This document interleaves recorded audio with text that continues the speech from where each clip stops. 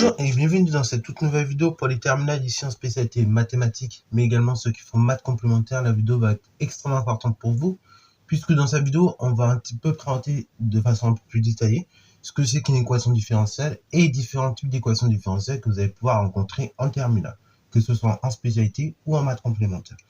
Bah let's go, donc c'est parti mon kiki. Tout d'abord, donc on va définir la notion d'équation différentielle. Alors on avait un petit peu parlé déjà quand on avait fait la partie 1 de ce chapitre, à savoir donc la recherche de primitives. Donc j'avais un petit peu évoqué cette notion d'équadif. Bah là on va revenir dessus, ok. Donc définition extrêmement importante que vous devez avoir en tête d'une équation différentielle, c'est quoi? C'est qu'une équation différentielle, c'est une équation, enfin c'est pas une équation comme les autres, c'est-à-dire que les équations, habituellement vous êtes habitué à avoir des équations du style 2x égale 4, ok. Et donc le but d'une équation de ce type-là, et bah l'inconnu c'est x, et donc le but c'est de trouver l'inconnu. Là, ce coup-ci, donc l'inconnu c'est pas juste une lettre, hein, c'est pas juste une variable, mais au contraire l'inconnu ça va être une fonction. Et donc dans cette équation en question, qui est l'équation différentielle, et ben on va faire intervenir donc tout simplement la fonction ainsi que ses dérivées successives, d'où le terme différentiel d'ailleurs. Et le but de cette équation, et le but de la résolution d'une telle équation par la suite, ça sera de déterminer la fonction solution de notre équation différentielle. Donc on va noter déjà la définition de ça. Voilà, donc définition de ces deux termes, équation différentielle et de ce que consiste une résolution d'une équation différentielle. Donc une équation différentielle, comme je dis, c'est une équation faisant intervenir une fonction ainsi que ses dérivées successives. Et le but de la résolution d'une telle équation, c'est de trouver le ou les fonctions qui vont donc satisfaire l'équation. Ok. Par exemple, si je prends l'équation différentielle suivante, donc y' plus 2y plus y égale 0, bah ça c'est une équation différentielle, ok. Bah voilà, c'est une équation différentielle, et ici donc on va même préciser s'il s'agit d'une équation différentielle de premier ordre, ok, parce que tout simplement on fait intervenir la fonction de base avec la dérivée première. Bien évidemment, on peut faire plus que des équations différentielles de premier ordre, on peut en faire du deuxième ordre, troisième ordre, quatrième ordre. En fait, ce qui va caractériser l'ordre de l'équation, ça va être la dérive, enfin ça va être le nombre de fois qu'on va dériver en fait, ok. Donc si on utilise la dérivée première, prime, dérivée seconde, prime, prime, dérivée troisième, prime, prime, prime, et dérivée quatrième, ainsi de suite, ok. Bon, nous en terminale, on va juste travailler sur des équadifs de degré 1, de même qu'en spé physique chimie, pour ceux qui font spé physique chimie, parce que c'est un thème aussi qui revient beaucoup en physique chimie, et bah vous allez aussi travailler sur des équadifs du premier ordre, ok. Alors, du coup, pour l'instant, voilà. Là, on a juste défini ce que c'est qu'une équation différentielle. Et une première équation différentielle qu'on a déjà résolue plus ou moins, en fait, sans le savoir, c'est quand on recherchait une primitive, ok. On avait résolu, en fait, sans le savoir, on résolvait déjà l'équation y' égale f, ok. Donc, tel que quand je dérive, je tiens ma fonction f. Et bah, quand je résous ce type d'équation, je suis en train de chercher une primitive en réalité, ok. Donc ça, on va pas le renoter, on l'avait déjà vu dans la vidéo sur les primitives, mais je le rappelle quand même, parce que c'est le premier type d'équation qu'on a résolu dans le chapitre, ok. Mais ça, c'était de façon implicite. Donc, je vais vous montrer les deux autres types d'équations qu'on va pouvoir être amené à résoudre dans ce chapitre, mais également qui vous seront utiles pour l'aspect physique-chimie. Voilà, peut-être que vous avez déjà commencé à l'heure où je vous parle. Donc, première équation. Alors là, je vais vous donner une notation telle que je les ai apprises. Pareil, sur les profs de maths, ça peut changer un peu, ok. Donc, il faut garder les notations de vos profs de maths si vous avez appris autrement. Mais sinon, si vous n'avez pas appris autrement, bon, vous pouvez prendre cette notation en cours. Donc, du coup, premier élément, on va résoudre des équations différentielles du type la chose suivante. Donc, équadif de la forme, donc y' plus ay égale 0. Donc là, on va être sur une équation différentielle de premier ordre à second membre constant, ok. À second membre même nul, on va dire. Et donc là, on a une équation différentielle dite homogène. Alors, pour résoudre ce type d'équation différentielle, hein, y' plus ay égale 0, comment je vais m'y prendre? Et là, on va dire, il y a un théorème qui nous permet de le faire, qu'on va noter dans quelques secondes. C'est la chose suivante. Alors, du coup, premier élément, c'est que quand vous devez résoudre une équation différentielle de la forme y' plus ay égale 0, et vous dites directement, et ça sera à mémoriser, les solutions, ce sont les fonctions donc de la forme x, enfin la fonction qui est associée à tout réel x, c exponentielle moins ax, ok? Donc, avec c bien évidemment réel. Alors, du coup, à quoi ça correspond ce réel c là que vous voyez là? Ça, c'est ce qu'on appelle une constante, ok? Une constante d'intégration, plus précisément. Pour ceux qui font spé physique, ils ont déjà rencontré un peu ces termes. Parce qu'en fait, oui, cette constante d'intégration, elle va être tenue via une condition qui ne sera donnée depuis l'énoncé. Parce que, bien évidemment, en réalité, pour ce genre d'équation différentielle, pourquoi je vous dis que ce sont les solutions de l'équation différentielle? Parce qu'il y en a une infinité, en fait. Sur la valeur de c que vous allez prendre, et bah, tout simplement, l'équation différentielle dans la forme y' plus ay égale 0, bah, on va pouvoir mettre une infinité de solutions. Alors, si j'ai un graphe, je vais essayer de vous montrer, voilà ce que ça peut donner. Donc, bah, vous avez une infinité comme ça d'exponentielles qui vont être soit croissantes ou soit décroissantes. Alors ça, bah, après la croissance ou la décroissance de l'exponentielle, ça dépend du signe de A, enfin du signe de C, plutôt de la constante C. Si c'est positif, enfin du signe de C, et ça dépend du signe de A, ok?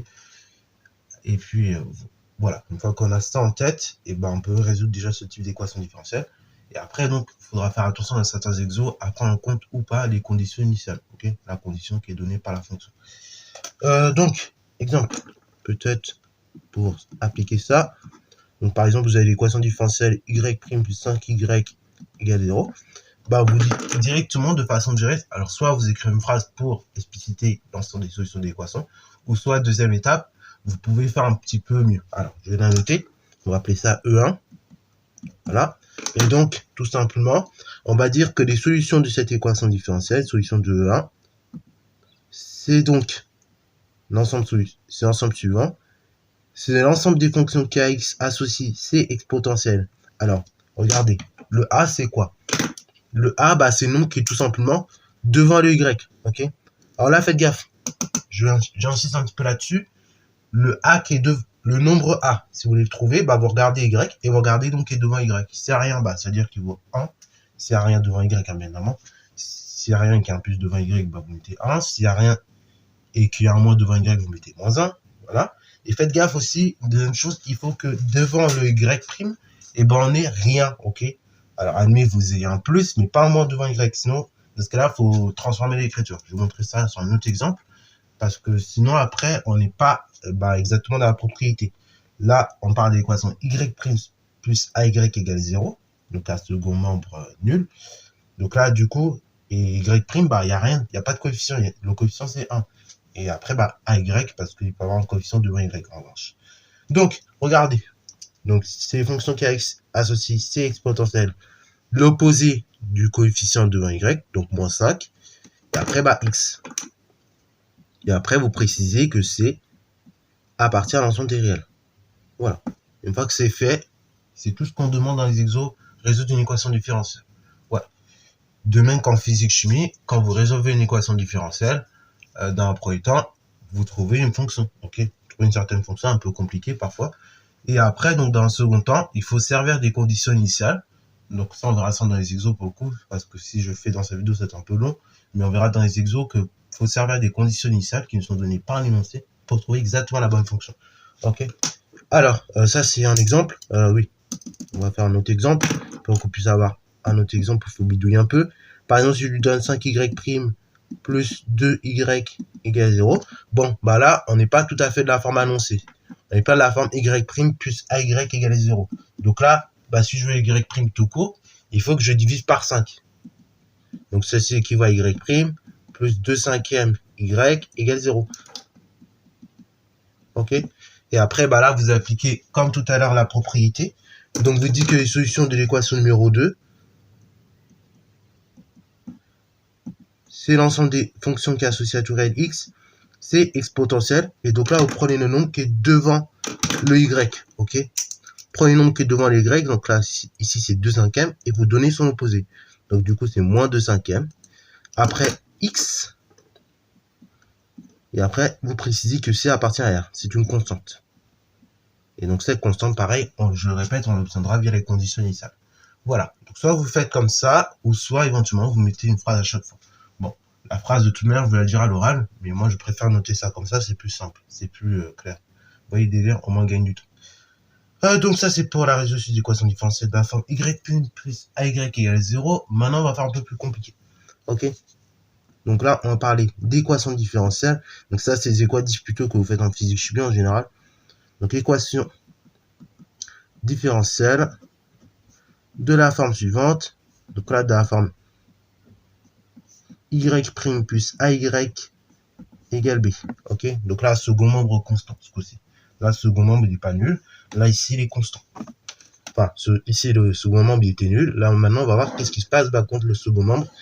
Il est tout simplement constant. Alors là, pareil, il y a une propriété, un théorème à savoir qui va nous aider grandement à résoudre ce type d'équation. Donc, du coup, petit théorème qui va nous aider à résoudre ce type d'équation différentielle. Donc, on va noter. Donc ça sera à mémoriser. C'est qu'en fait, les solutions de l'équation suivante, donc l'équation y' plus ay égale b, sont les fonctions suivantes. Ce sont les fonctions qui a x associées c'est x potentiel toujours moins x plus b divisé par a. Ok. Et donc, petite remarque ici, la fonction kx associée b sur a, ça c'est une solution particulière de l'équation. Ok, c'est une solution particulière de l'équation, dans le sens où, tout simplement, si c vaut 0, dans ce cas, le produit c fois x potentiel à x vaut 0, et donc là, on obtiendra la fonction b divisé par a, ok, qui sera solution particulière de notre équation. Et après, on peut même obtenir une fonction qui est associée à tout réel x 0 aussi, c'est tout à fait possible. Donc, exemple d'équation différentielle qu'on peut résoudre, par exemple, c'est y' plus 2y égale 4. Donc là, c'est une équation différentielle avec un second membre constant. Donc là, comment on résout ce type d'équation différentielle? Donc ça, je vais noter ça E3 par exemple. Donc, ce type d'équation, pour les résoudre, on dit que les solutions de l'équation différentielle 3, si c'est égal à la chose suivante. Donc, c'est l'ensemble des fonctions qui a x associées c x potentiel. Donc, moins x. Donc là, pareil, pour la valeur de a, vous prenez le nombre qui est devant les y, donc ici c'est 2, et vous donnez son opposé. Donc, moins 2x, plus b divisé par a. Alors, b, pareil, c'est le nombre tout seul, qui est son membre de droite. Donc, c'est 4 divisé par 2. Donc, divisé par la valeur tout simplement de a. Et après, on précise que c'est appartient à R. Donc, c'est une constante réelle. Et après, 4 divisé par 2, on peut tout simplement simplifier. On dit que ça fait 2. Ok. Donc, c'est une fonction qui a x associée c exponentielle moins 2x plus 2. Ok. Donc, si on n'oublie pas préciser, c'est réel. Voilà. Donc, on a fait à peu près le tour sur des équatifs que vous verrez en spécialité mathématiques, mais également en spé physique chimie. Voilà, en spé physique chimie, on verra un peu plus tard quand on aura le temps. Mais on va tourner beaucoup avec des équatifs de cette forme-là, soit y' plus ay égale un nombre constant, ou soit donc de la forme y' plus ay égale 0. Voilà, donc on va tourner beaucoup sur ce genre d'équatifs, donc équation différentielle de premier ordre. Après, donc, quand vous serez à l'université, vous ferez du second ordre, troisième ordre, ainsi de suite. Ok, vous allez un peu plus pousser. Voilà, donc c'est tout pour cette vidéo. J'espère que t'as plu. Si c'est le cas, n'hésite pas à liker, commenter, et bien c'est toi en mathématiques et en sciences.